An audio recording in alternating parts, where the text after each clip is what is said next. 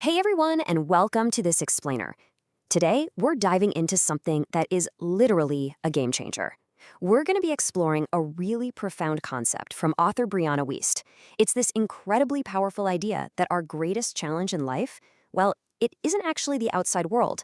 It's not the economy, it's not your boss, and it's definitely not your daily circumstances. The absolute biggest challenge we face is the version of ourselves that's holding us back. In her work, she uses this vivid metaphor of a mountain. But we're not talking about a physical peak out there in the distance. This is an internal mountain. It's built from our own fears, our doubts, unresolved traumas, and all those sneaky self-sabotaging behaviors we do. So we're going to map out exactly how to conquer this inner mountain. And spoiler alert, it's not by blowing it up or destroying it, but by understanding it and fundamentally transforming ourselves along the way. But first, I've kind of got to ask you a question that might hit a little close to home. Have you ever wanted something so incredibly badly? Maybe it's a huge promotion at work, finding a deeply fulfilling romantic relationship, or just hitting a personal health goal, and yet you find yourself secretly ruining your own chances of actually getting it? It's completely baffling, right? And it's a deeply frustrating human experience. Why on earth do we destroy our own success right when it's sitting there within our grasp? Why do we self-sabotage? Okay, let's dive into this. We've got a great trail map for our explainer today. First, what is the mountain? Second, the roots of self-sabotage. Third, understanding hidden emotions. Fourth, transforming your identity. And finally, conquering the mountain. So, part one, what is the mountain? Let's take a look at the anatomy of self-sabotage. To actually climb this mountain, we first have to understand what it's made of. Brianna Wiest defines self-sabotage very simply. It happens when our actions conflict with our desires. You consciously want one thing, but your subconscious drives you to do the exact opposite. But here is the absolute most important takeaway from this whole thing. Self-sabotage is not a sign of weakness. Honestly, let me just repeat that real quick. It is not a flaw in your character, and it doesn't mean you lack willpower. It is actually a highly evolved, though, slightly misguided, protective mechanism. Your subconscious is just trying to shield you from pain based on past experiences, fears, or emotional wounds. Once you realize your mind is just trying to protect you, you can completely let go of all that heavy guilt and finally start doing the real work. This brilliantly illustrates exactly how this disconnect plays out in our daily lives all the time. You have a conscious desire to reach a really important goal, but your subconscious, it decides to procrastinate for 3 hours.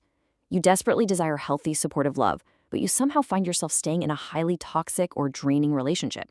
Or maybe you're working toward a massive professional milestone, and right before you cross that finish line, bam, you quit, or you just invent some reason to walk away.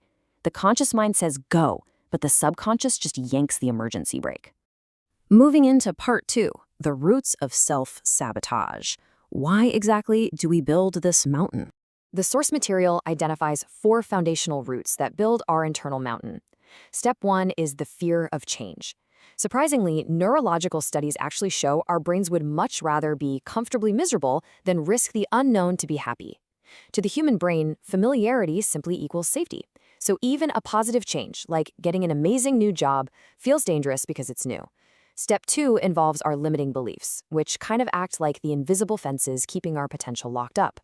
Step 3 is unresolved trauma. Past experiences cast a massive, long shadow, subtly influencing our current decisions without us even realizing it's happening. And step 4 is emotional attachments. Sometimes we just hold on to our pain or our struggles simply because they've become such a familiar part of who we are. Let's look a little closer at those limiting beliefs. Think about the internal monologue that loops in your head right before you take a major risk. Do you ever hear things like, I'm not really good enough, I don't deserve this kind of success, or why even try, I'm probably going to fail anyway? These aren't just random passing thoughts. They are deeply ingrained unconscious beliefs. They're the invisible architects of our failure. If deep down you truly believe you don't deserve success, your brain will literally orchestrate scenarios to make sure you don't get it, just to prove your underlying belief correct. It's a total self-fulfilling prophecy. Let's move to part 3 and see how this builds into understanding hidden emotions. This is all about the preparation. So a massive theme in Wiest's work is emotional intelligence. Society basically teaches us to numb out, right? We just scroll on our phones or distract ourselves the absolute second we feel a negative emotion. But real healing begins when we stop running from that discomfort and actually sit with those feelings. Fear, anxiety, sadness, They aren't enemies you need to defeat. They're messengers trying to deliver some really vital information. If you feel intense anxiety about a new project, for example, that emotion might just be highlighting a specific skill gap you need to address, or maybe a boundary you need to set. By finally listening to what our emotions are trying to teach us, we build the resilience we actually need for the climb. Which brings us to part 4, transforming your identity, the climb itself. Okay, I absolutely love this part because this is where the magic happens. The old school way of self-help is to just obsess over external goals and try to white-knuckle your way to success through sheer brute force willpower. But willpower depletes, right? The new way, and this is the absolute core pivot of Wiest's method, is to entirely shift your focus from the external goal over to your internal identity. You have to stop asking, how do I achieve this specific goal? And start asking, who is the type of person who naturally achieves this, and how do I become them? It completely changes the game from fighting against yourself to totally transforming yourself. Now, what's really interesting about these steps is how incredibly practical they are. Transforming your identity sounds super mystical, but it's really grounded in basic daily action. First, you build self-awareness. You start actively noticing exactly what triggers your self-sabotage. Second, you create better habits. Long-term transformation doesn't come from taking massive, dramatic leaps. It comes from incredibly small, consistent daily actions. Third, you accept responsibility. But notice it specifically says, without blaming yourself. You take ownership of your future without shaming yourself for the past. And finally, develop emotional strength. You are going to face uncertainty, and you for sure will face failure. Personal growth isn't about becoming an entirely new person, you know? It's just about systematically removing the barriers and bad habits that are preventing you from being your true, highly capable self. And that leads us to part 5, conquering the mountain. We've made it to the summit. So the crucial point is this. The mountain standing in your way is not your enemy. Throughout our lives, we kind of look at our fears and our doubts as these terrible things we need to blow up or magically erase. But the source material leaves us with a totally profound shift in perspective. The mountain doesn't need to be destroyed. By doing the really hard work of climbing it, by facing the discomfort and changing your identity step by step, the obstacle itself becomes the path. The difficulty you're facing right this very moment, it's the exact curriculum you need to graduate into the next, better version of yourself. I want to leave you with this final, absolutely powerful thought from the text.